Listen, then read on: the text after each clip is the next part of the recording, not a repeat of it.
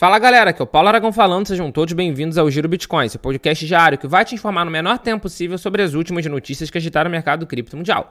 Para começar o episódio de hoje, segunda-feira, dia 21 de julho de 2025, cada unidade do Bitcoin está custando aproximadamente 118.800 dólares americanos, com uma valorização ao longo desse último dia de 0,4%.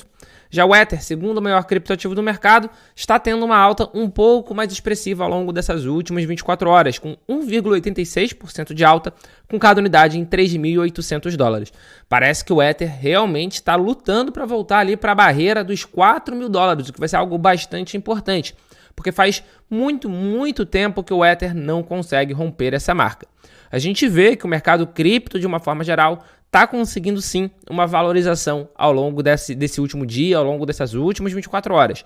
Solana, por exemplo, sexto maior criptoativo do mercado, está com uma alta superior a 5% nesse último dia, com cada unidade em 192 dólares. Dogecoin também está com uma alta de 7%, Cardano de 6%, Stellar de 3%, Chainlink de 2,5%. Enfim, a gente vê que o mercado cripto está bastante otimista nesse curto prazo. Inclusive, o índice de ganância e medo, nesse momento, está apontando um pouquinho mais para a ganância propriamente dita.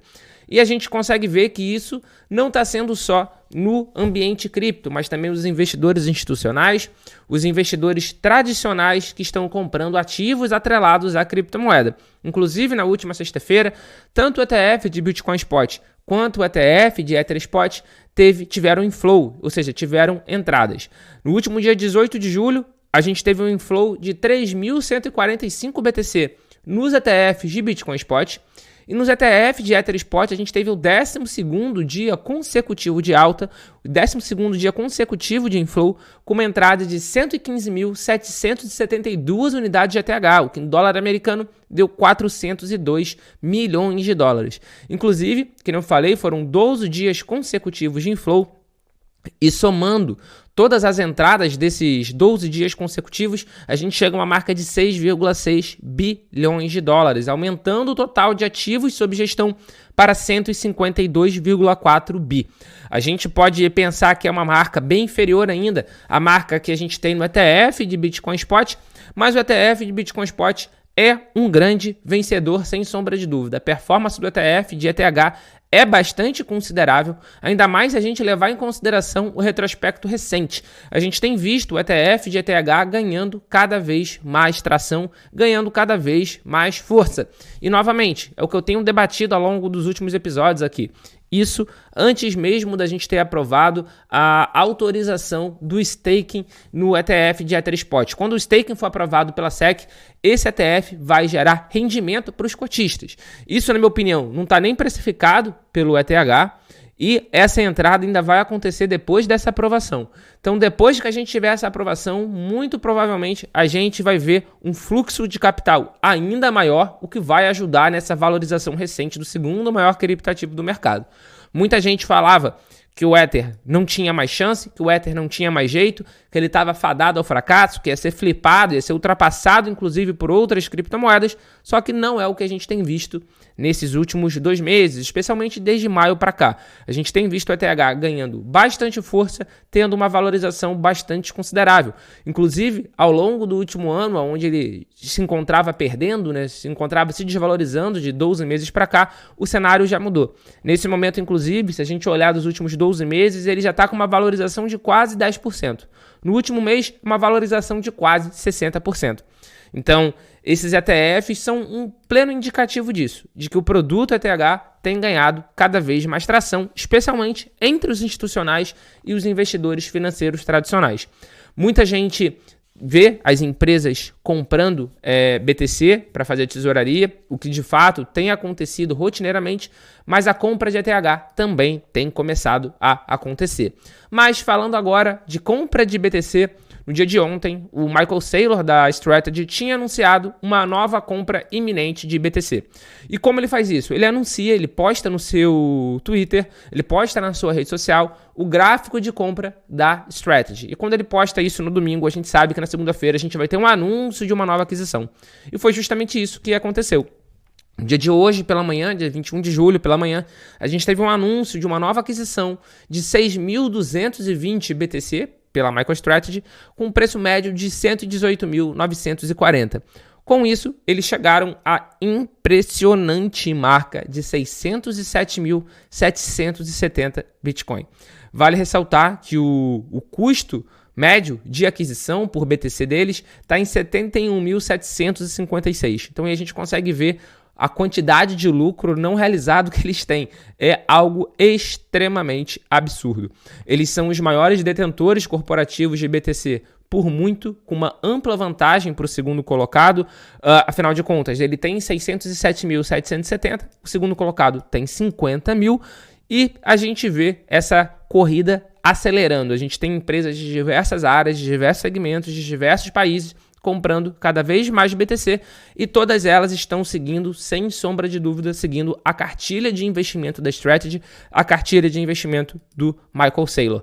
Agora a gente vai acompanhar de perto para saber o que vai acontecer ao longo dessa semana, porque muito provavelmente a gente vai ter novas aquisições de BTC reveladas por outras empresas. A gente sabe que a Strategy puxa essa locomotiva, mas que atualmente esse trem já está sendo formado por muitas empresas. Dando continuidade ao episódio de hoje e agora dando uma atualização de uma notícia que a gente debateu bastante aqui ao longo da semana passada, que era o Genius Act, o pacote, o projeto de lei que versa sobre a regulamentação das stablecoins no mercado americano. E na semana passada, que a gente chamou de Crypto Week, a semana cripto no mercado americano, justamente por causa da tramitação de alguns projetos de lei que versavam sobre criptomoeda, especialmente esse Genius Act. E agora a gente teve ele oficialmente sancionado pelo presidente Trump. Com isso, as stablecoins do dólar americano têm uma clareza regulatória maior nos Estados Unidos. Então, a gente vê que as duas principais stablecoins do mercado aí têm mais de 250 bi de dólar de capitalização de mercado, e agora vamos ter uma clareza regulatória maior no mercado americano. E a gente sabe que quando a gente tem uma clareza regulatória maior no mercado americano, o que a gente consegue com isso é trazer mais dinheiro, um fluxo positivo maior de dinheiro para o mercado cripto. Isso, sem sombra de dúvida, é uma nova era no mercado cripto com esse projeto de lei aprovado. Afinal de contas, agora a gente tem um entendimento do que pode e do que não pode. As empresas de stablecoin têm entendimento do que elas podem fazer, do que elas devem fazer, do que elas não podem fazer. E isso, sem sombra de dúvida, vai trazer ainda mais investimento, vai trazer ainda mais dinheiro para o mercado, o que ajuda em uma valorização no curto, médio e no longo prazo.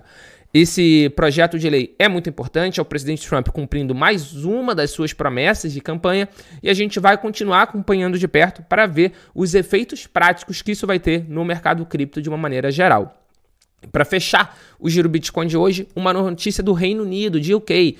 O Reino Unido está trabalhando, de acordo com algumas fontes, para vender 7 bilhões de dólares em BTC que foram apreendidos. E o objetivo dessa venda seria para poder aumentar o orçamento deles, para eles poderem ter uma maior tranquilidade com o orçamento desse ano. Eles têm um total de Bitcoin apreendido que ainda não é plenamente conhecido, mas que inclui pelo menos 61 mil BTC, que é justamente avaliado na cotação de agora em 7,1 bilhões de dólares, que foram apreendidos de um esquema Ponzi chinês em 2018. Desde então, eles estão mantendo todos esses BTC em tesouraria. Para vocês terem uma ideia, com essa quantidade, eles são o terceiro maior país em reservas de Bitcoin, perdendo para os Estados Unidos, que também já tem apreendidos 198 mil, China, que é estimado que tenha 190 mil, e na sequência já vem o UK, já vem o Reino Unido com 61.245. Então o objetivo deles é vender para colocar esse dinheiro no orçamento. Enquanto eles querem fazer isso, as vítimas do esquema Ponzi querem o Bitcoin de volta. Mas eles estão justamente querendo manter o Bitcoin apreendido para fazer a venda, para justamente melhorar o seu orçamento local. Então a gente ainda deve ter mais um debate, mas o Reino Unido está trabalhando justamente para poder fazer essa venda. A gente sabe que, historicamente falando, os países que tinham Bitcoin apreendido e venderam Bitcoin acabaram se arrependendo. Recentemente, a gente veio à tona mais um caso, o caso da Bulgária, que vendeu há alguns anos atrás de Bitcoin, e se tivesse holdado até hoje, vendido nos tempos atuais, vendido na semana passada, teria conseguido liquidar, zerar a sua dívida. Isso porque eles venderam há muitos anos atrás. Se eles tivessem segurado até hoje, tinham conseguido liquidar a dívida. Outro caso recente é a Alemanha, que já tem um lucro não realizado, digamos assim, por causa dessa venda antecipada de muitos bilhões de dólares americanos. Então a gente vê que os países que costumam vender Bitcoin acabam não dando muito certo, porque afinal de contas, se segurasse, conseguiria um volume muito maior. E é justamente essa a ideia, por exemplo, dos Estados Unidos. A ideia dos Estados Unidos atualmente é não vender nenhum Bitcoin. Nenhum Bitcoin que entra na reserva estratégica nacional pode ser vendido, porque afinal de contas é um investimento de longuíssimo prazo. Que nem eu tenho falado sempre aqui no Giro Bitcoin. A gente não consegue cravar o que vai acontecer com o BTC no futuro. A gente não consegue falar o dia de amanhã. A gente não é futurólogo, né? A gente não consegue fazer previsões. Mas, de qualquer maneira, os prognósticos para o BTC e para as principais criptomoedas são os melhores possíveis. O BTC tem atraído muita atenção de cada vez mais empresas, de cada vez mais países, de cada vez mais investidores que enxergam valor no Bitcoin. E quando eu digo valor, não é só a questão monetária, mas a questão de liberdade, a questão de ser um ativo incensurável. Isso tudo agrega muito valor a esse criptoativo, ao principal criptoativo do mercado. Muito obrigado pela sua companhia no episódio de hoje. Se você chegou até aqui agora, deixa o seu like, se inscreve no canal, tá escutando a gente por algum streaming de música? Engaja, dá 5 estrelinhas pra gente se o seu podcast, se o seu streaming permitir, passa a seguir o podcast por aqui também, que isso faz com que o Giro Bitcoin seja cada vez mais entregue para mais pessoas e a gente possa dar continuidade ao nosso trabalho. Muito obrigado pelo seu apoio e a gente já tem um encontro marcado aqui no nosso episódio de amanhã. Valeu!